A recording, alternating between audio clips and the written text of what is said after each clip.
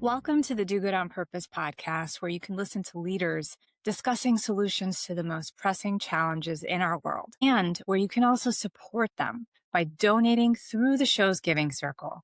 Use the QR code below, or you can access the link to the giving platform in the show's notes. Sometimes the most important work in the world happens long before a crisis makes headlines. It happens quietly in schools, in communities, in relationships, and in the moments when a young person feels seen, supported, and safe. My guest today is Celina de Sola, co-founder and president of Glasswing International. Celina's commitment to this work began early, growing up in El Salvador and noticing how unfairly opportunity can be distributed. And that sense of purpose has since grown into an organization working across 12 countries in Latin America and the U.S., with hundreds of staff, and a TEDx talk that has helped bring broader attention to mental health as a tool for prevention. What stands out the most about Celina is the depth of her compassion and conviction. She's a leader who transformed an early awareness of inequality into a lifelong commitment to helping young people.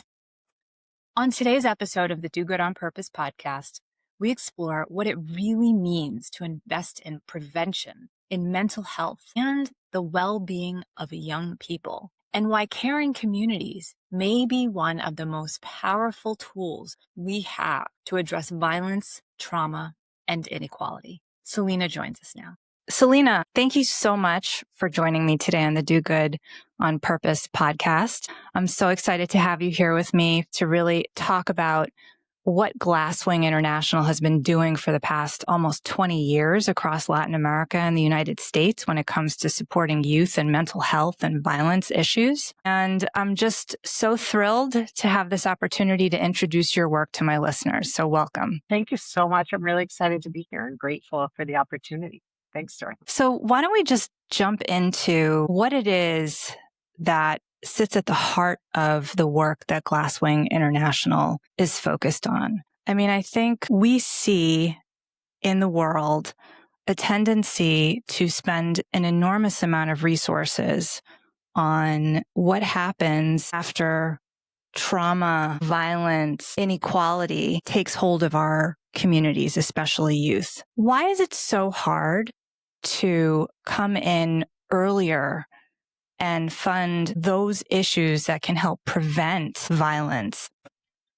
I think sometimes it's easier. There's more momentum generated around emergencies, right? And they bring us to action, which is great, right? We can't take the scenic route to the fire. But the challenges and the opportunity, I'd say both, is that if we're able to create safety, right? Create safety and make sure that young people and children have access to caring adult figures, for example, and someone who they can go to for support. It's incredible how much that can do to prevent what we're seeing as an emergency now, like mental health crises or violence. It not only prevents it, but it also can address the impacts of exposure to stress and trauma, these caring relationships with people in communities, right? It doesn't necessarily always require a specialist. So I think in part, I think generally we're not very good at doing prevention, even with regular health, right? With chronic diseases or with high cholesterol, we're not good at prevention because sometimes it seems like it's going to be something that'll happen in the future. It's more kind of abstract or big. But really, I find it exciting that there are so many things we can do on the prevention space and that everybody can be involved in. So, I think it's getting people as excited and giving a sense of urgency around prevention is really important to make sure that we have like a 360, like we really have the scaffolding around that we need to both prevent and address the consequences of, so many difficult things that young people are going through. Yeah.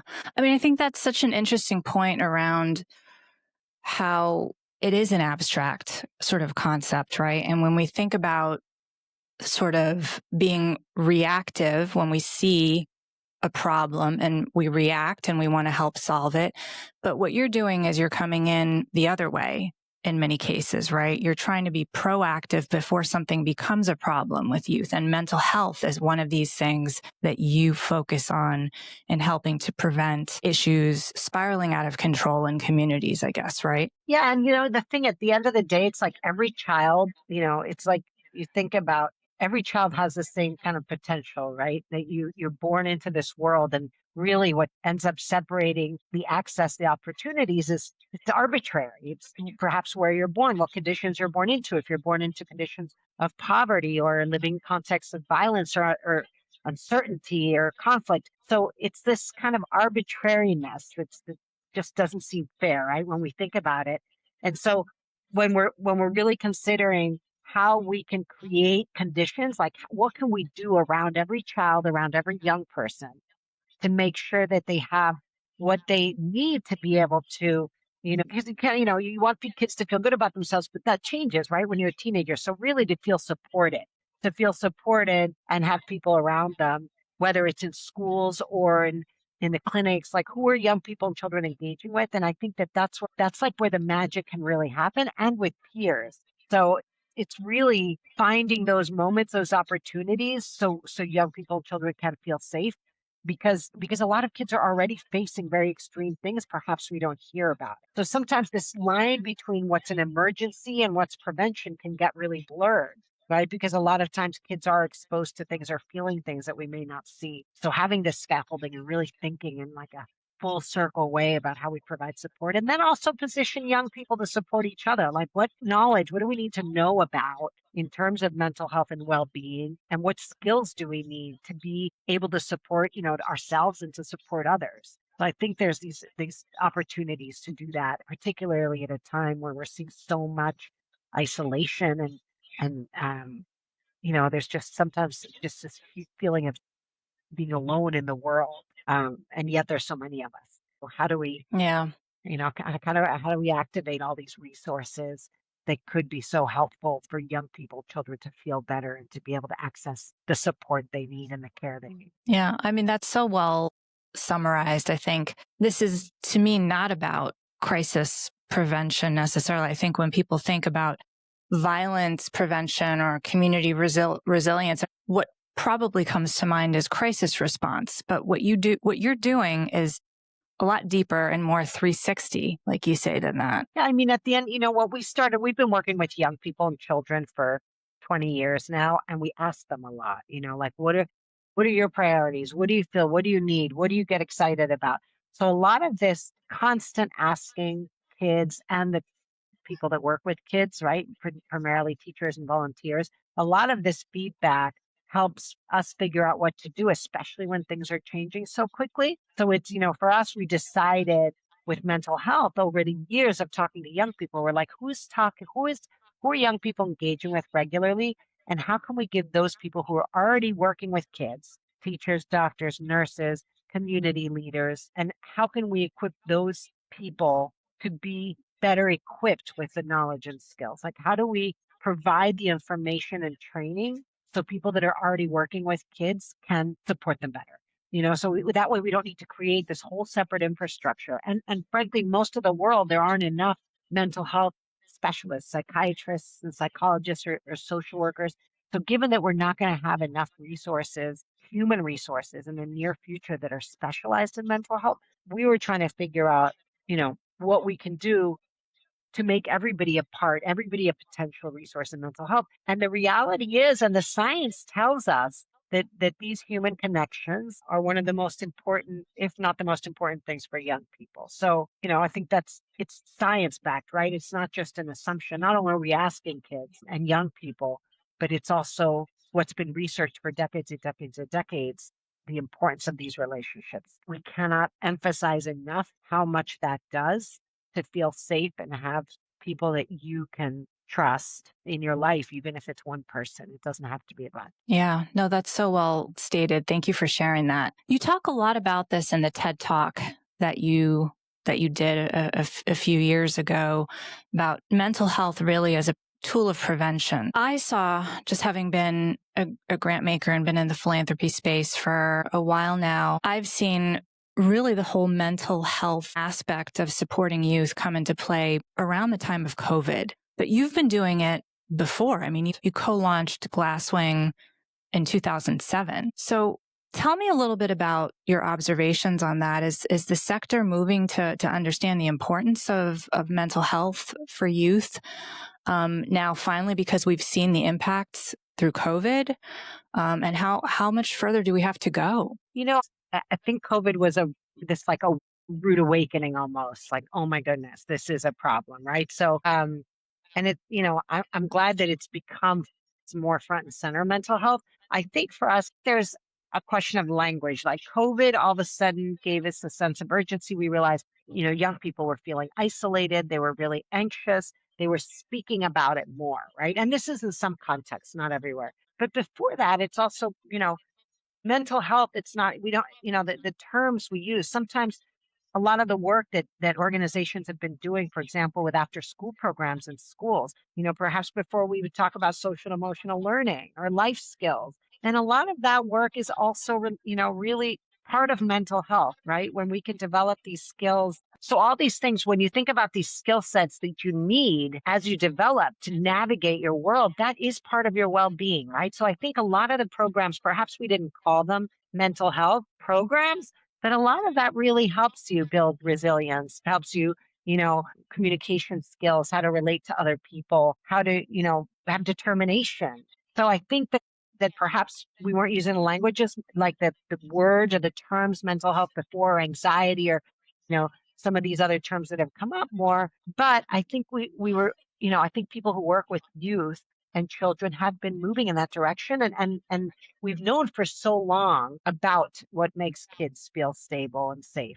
So, and I think it's just how we make it happen, right? So for us, I think we were preoccupied and really concerned about the exposure to violence. Latin America, and I said this in the TED Talk, there's statistic, but Latin America has 8% of the world's population, but about a third of the homicides globally.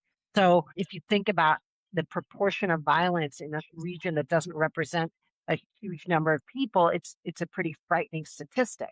So I think, we had been looking at this from a long time ago, and I used to work in humanitarian aid, and it was like, what are we doing about this? What are we doing about the fact that kids are exposed to, in so many parts of the world, a lot of different stressors and these feelings of, uncertainty or lack of safety? And what can we do? So for us, within the life skills work, we started to think more about what does that relationship mean? Like if there are volunteers that work with kids regularly, if there's a coach, if there's a teacher, what does that relationship mean? And what can we do to make sure that the people who are engaging with kids, not just our work directly with kids, but to make sure that the teachers that are in the schools where we were working would also be okay. So I think that's one of the main differences, I suppose, that we were working directly with kids, but we also said, how can we help other frontline workers that engage with kids so they can also feel well? And I think that this is something really important because all of a sudden youth mental health has become just this huge global issue. It already was, but now it's like even more front and center. And we have to remember that everybody who's working with young people also faces stressors and challenges. So it was like, we're just trying to really make sure that we support those who support others, like that we find ways and not just, and support the means, providing them with the knowledge also around the science of stress and trauma. And then what the science tells us can work for us to manage our own well-being and also the well-being of those that we care for. So you outlined some pretty frightening statistics in Latin America around violence and homicides. Where do you think the system has failed youth in the communities that Glasswing is serving across Latin America and the U.S.? Is it government? Is it funders? Is it schools, the education system? Where is the system failing youth? Yeah, I actually feel like this is a shared responsibility, right? And I think sometimes it's like, oh, this is the responsibility of a public school. My son's in this, he goes to public school here in New York, or is it the parents' responsibility? Oh, that child isn't behaving, in quotes, right? Because parents aren't raising them well. I'm like, I feel like this is a joint responsibility across sectors, right? Across sectors. And I think it's also when we think about even one thing about the education systems that I'll say is that there's so much pressure, including from the private sector, to have like, this is what a young person needs to be. Like they need to be productive and they need to be productive in society as defined by this. Like this is what we consider to be success, financial success. And there's a friend of mine, her name's Abby Falik, and she talks a lot about the importance of just engaging young people differently with purpose, right? So we're talking about Do Good on Purpose podcast. And I think that it behooves us all to think about what does it mean to be a good citizen in the world? And instead of identifying, right, which system is it, the public system, is it the private sector, is it what kind of people do we want to see in the world? What kind of people do we want to engage with in the world?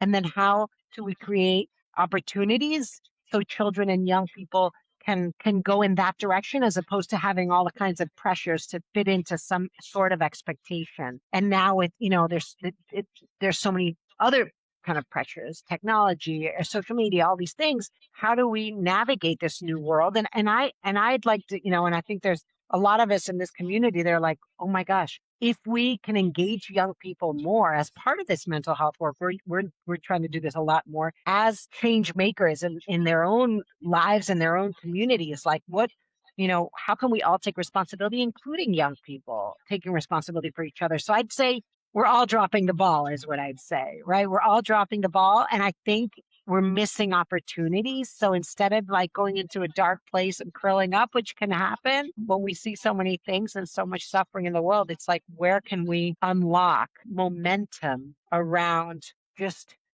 creating this like a society where we are more present for each other and we're the person that we needed and we're the person that we needed when we were little for someone else. I think I read that quote by Aisha Siddiqui and I thought that was so cool. It's like, be the person you needed when we were younger. And what does that mean? So I think that means that that engages all of us, public sector, private sector, philanthropy. And I will say for the philanthropic sector, when we think about youth mental health, like we just have to keep asking young people what, their priorities are and what makes them feel better. And this means young people across cultures, contexts, wherever it is we're working, because it's going to be different depending obviously on your contexts. I think we have to listen more.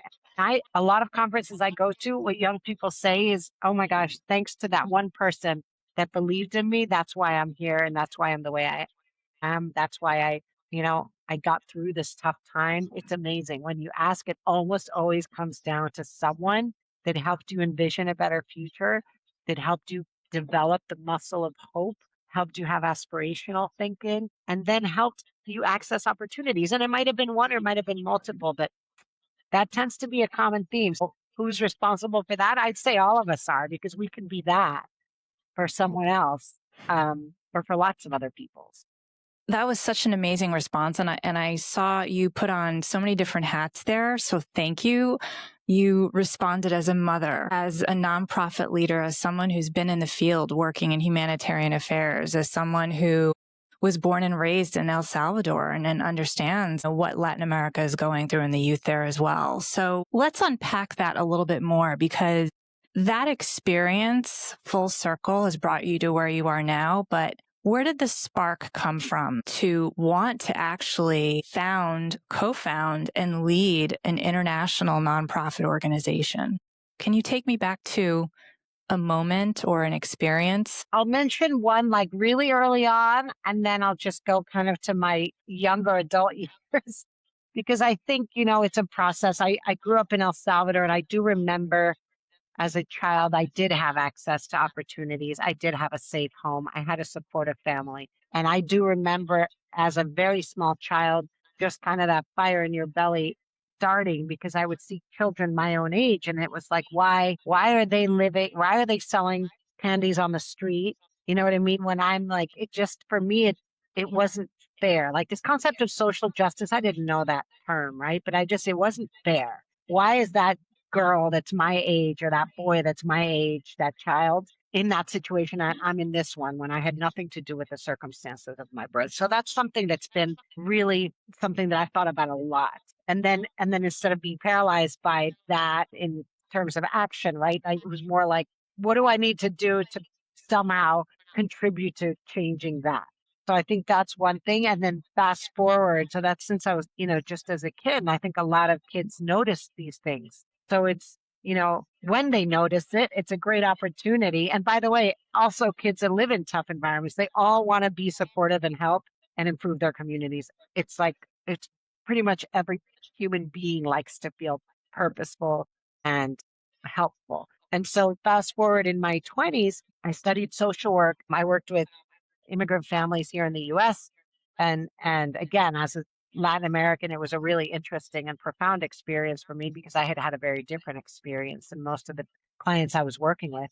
And then after I finished, I worked in humanitarian, like you said, Dorothy, I worked in a humanitarian context in emergency relief. So I worked in Africa and the Middle East. I worked in Asia, in countries that face extreme violence and really, really tough situations and natural disasters. And I remember every time I'd work in these communities and I just had the opportunity to meet so many frontline workers. I had the opportunity to work with the people who were just every single day, not just during emergencies, but all the time, being so committed to the people that they served. That was something that for me was, I knew that I wanted to figure out how to be as supportive as possible to people who are working. Now we say in the front lines, but really in large part, public servants, honestly because I was in hospitals, public schools, clinics, so it was a lot of times it was just these people who decided to dedicate their life to helping other people. And since then, I think that kind of put something in my head, like how do we work as a nonprofit, as an organization? How do I work from the outside of a public system, so to speak, or any system, community system? How can we work to respond to the priorities of those systems and align? Because we can work in schools and communities and we do obviously that's like our core, right? We work in communities through schools, but also how can we be also responsive to those people that are working every day in their entire career. So I think it was that combination. And I remember leaving humanitarian aid because I was like, with the two co-founders at the time, we were like, let's go back and work on development, right? Not just humanitarian aid now. Like, how do we just be supportive to systems, to communities in any way we can and really listen and ask and ask and ask and adapt and respond to priorities, not to needs, to priorities, right? Like, I think having met all these people in really tough contexts and seeing the courage, the determination in many different places really cemented for me that I wanted to work in this sector, right, for the rest of my life. And I think it's an amazing opportunity to meet so many people that I have huge admiration for and to learn constantly because we're constantly all trying to problem solve. But my story, I think a lot of my story was really marked by the people I came into contact with when I did humanitarian aid. And then over the past 20 years, I think just the young people we've worked with, about 20% of our staff are former students in the programs. So I think my favorite moments are when kids who have been in an after school program, for example, or been trained in mental health, when they decide to start volunteering and start working in their communities.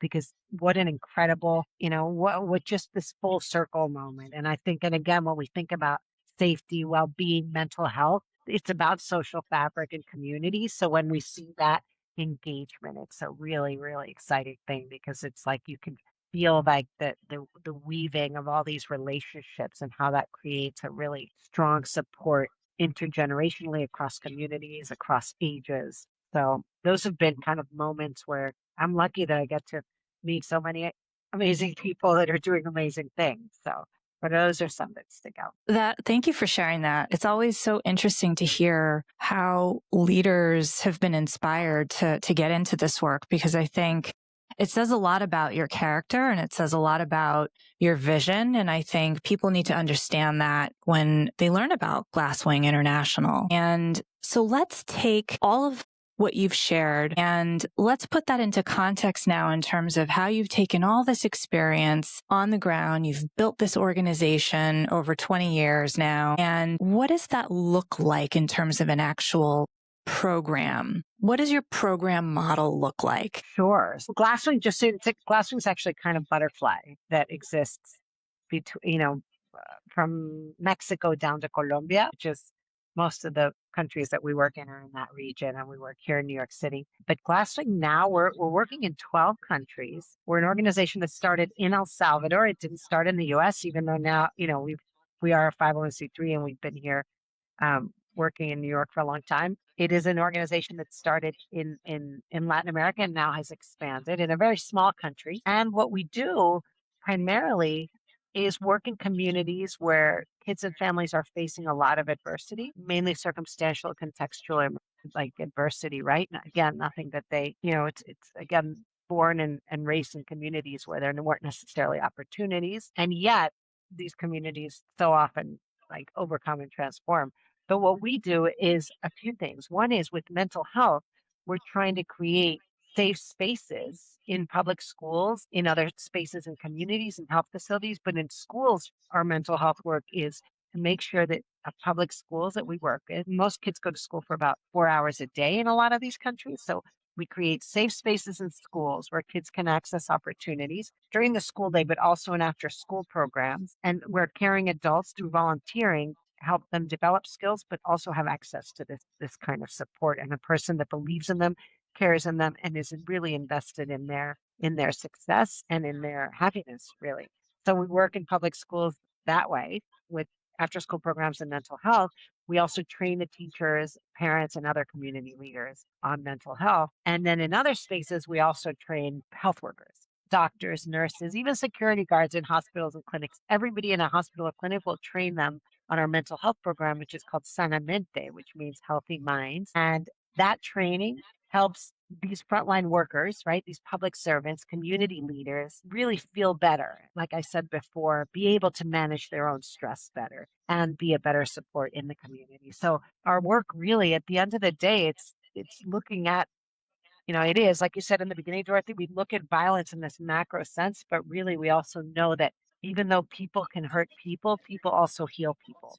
So our mental health work is about equipping each other with the knowledge and skills to help others heal and support each other and us heal in the same way. So whether we're working with young people and children in schools or through youth service programs that we also work on with young people and this mental health training, it is really all about building caring communities. So each of us can have the same opportunity to become the version of ourselves that we want to become, right? So that's what we strive. Thank you.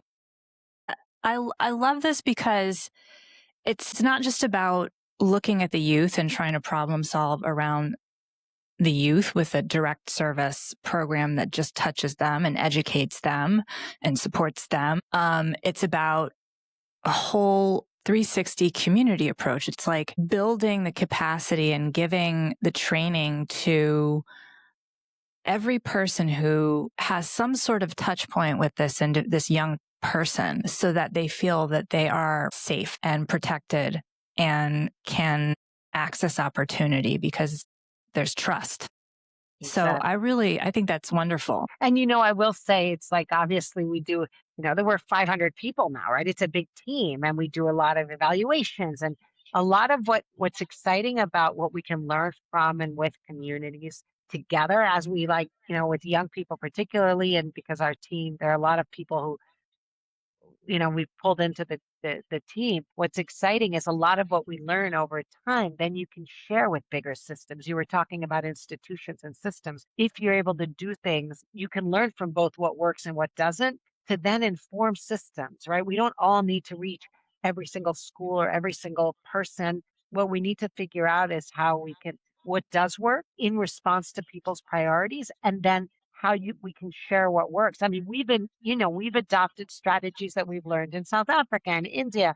So it's this kind of mentality of collective action, right? And learning from each other and having the humility to try other things that you might never have done or don't know as much about, and test them out. And I think that if we can come, and again, governments change, but usually public service providers stay across multiple administrations. So the exciting thing about working with young people and communities over the long term is that what we can learn, we can then share with systems. If we're lucky, some of these strategies and approaches can be integrated or they can support systems in becoming stronger and also being part of these enabling environments for young people to thrive. So what you're doing must be working because you started in El Salvador and then you expanded across Latin America and into the U.S. and you're operating in 11, 12 countries total now. So something is working. Something is definitely working with your model. So what does that look like in terms of an actual youth who has gone through your program and has succeeded, whatever the definition of success for them means, because success can be different for everyone? Tell me about someone who you met where you thought, my program really made a difference in their life or in their family's life or in their community? Oh my gosh, I think And I know there's so many. I know. I know. We have this program called it's a fellows program where young people in the schools, once they get older, they can apply and become fellow. And basically they work with us for a year. It's a paid staff position. And I think that for me, we have about 80 fellows annually in 3 different countries. And I think when you see the progression of like a young boy like Marlon, someone, 10 years old, started in one of your after school clubs and, very timid, maybe didn't talk as much with adults or even with his peers. And over the years, you get to see a child like that develop into a leader who then starts, maybe they're in like an English club and a discovery club. In his case, he was in both of those. And then he starts wanting to volunteer and he's like, I want to volunteer with the younger kids, right? So at like 14, 15, wanting to volunteer with younger kids to run programs with those kids and developing that confidence, feeling safe, and seeing how, in his case, one of my colleagues who would also volunteer, because aside from working there, a lot of our team also volunteers, she became his mentor and just accompanied this young boy who then becomes a young man and perhaps had no aspirations, right? No one in his family had gone to college. Nobody had had that kind of experience right outside of the community, coming from a community that faced a lot of like stigma and discrimination. So then you see the progression and the confidence and the futures thinking and then goal setting and then the volunteering, the service, and then getting access, becoming a fellow with us, working with us for a year. And then in his case, right, just getting to the point where right now the fellowship is ending and we just want to keep him on staff, right? You see like this progression where you have these kids that go to college, didn't go to college before, and then you just see that person that you want to work with, that you want to hire, like the person you want to see in the world, and knowing that there's so many kids that are like that are just these amazing human beings. I think for me, that's when it really comes full circle when you see someone from a child, again, we've been around for 20 years and then see them as a grown up, a professional who just, and deciding to do something to support the well-being of others and to support their country and their communities, right? So I think that for me is really special. And I also, we've worked with young girls and, that's something that also sticks out for me a lot. And I think when young girls, we have girls programs as part of like the education mental health work. And when you see a young girl, a young mom who had a child, in their teens, again, continue to persevere and just continue with studies and come back and then work with other girls and work with communities and to feel like I get to have colleagues that I get to work with that bring all this experience and perspectives is amazing. It That's really amazing. So, what gives you hope then? And what keeps you up at night still? I think, we can hold despair and hope at the same time, right? So I think it's a time when it's these contradictory feelings are coexisting a lot in a lot of situations. And I'm learning more and trying to understand better how to just exercise hope as a muscle and develop hope as a skill, not something we have and don't have. So I'm finding that I draw a lot of hope from, my colleagues. I think the people I get to work with, it's important for me and I feel privileged to work with the people I work with. And I also to see how, even though it seems sometimes globally, you feel like so much doesn't change. When you do focus on specific things and things change, that's where I draw hope from because I also get so overwhelmed, and when you think about just the global context, it is so overwhelming. And we're talking about people today, but there's the planet, there's wildlife, there's all these things. So I do try to just exercise developing and maintain hope. And even if I feel that with other feelings that don't align, but it can coexist, I think just speaking with people and seeing the impact that can be achieved, like on one person's life, on a community's life, or, you know, I think it's important to leverage that. I think it's important to always remember that things can change even if it seems like it's slow sometimes. And I also have a teenage son, so it's like, I look at young people and when they're engaged and they can harness their hope, right? And I think that that's also something that gets me excited because I do feel like a lot of young people want to change and do things differently than we did perhaps, right? And do things in a way that hopefully will accelerate and change for the better quicker and not at the expense of other people, but in a way that brings everybody forward and leaves space for everybody to lead from different contexts and places. Yeah, thank you. That's so well said. So we're coming to the end of the podcast, and I want to ask you to share with our listeners, for our listeners who are interested in making a donation to the Do Good on Purpose Giving Circle, and have those donations go to Glasswing International, what would those donations support? Well, right now, the donations, one, and thank you so much for the opportunity, Dorothy, and for all of you who are listening. Thank you so much for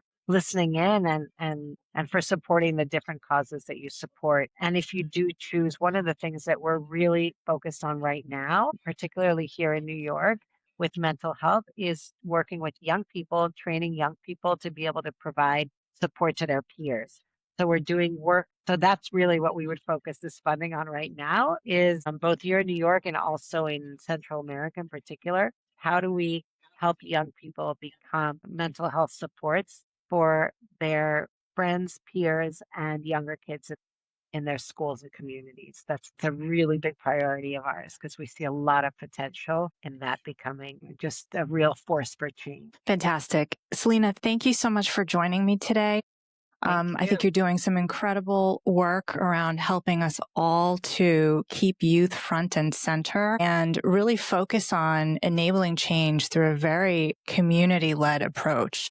I love the way that you explained how you bring the entire community into the work to support youth and to give them a safe space so that they can thrive. So thank you for the work that you're doing. Thank you so much for the opportunity to chat today, Dorothy. I'm really excited we got to spend this time together.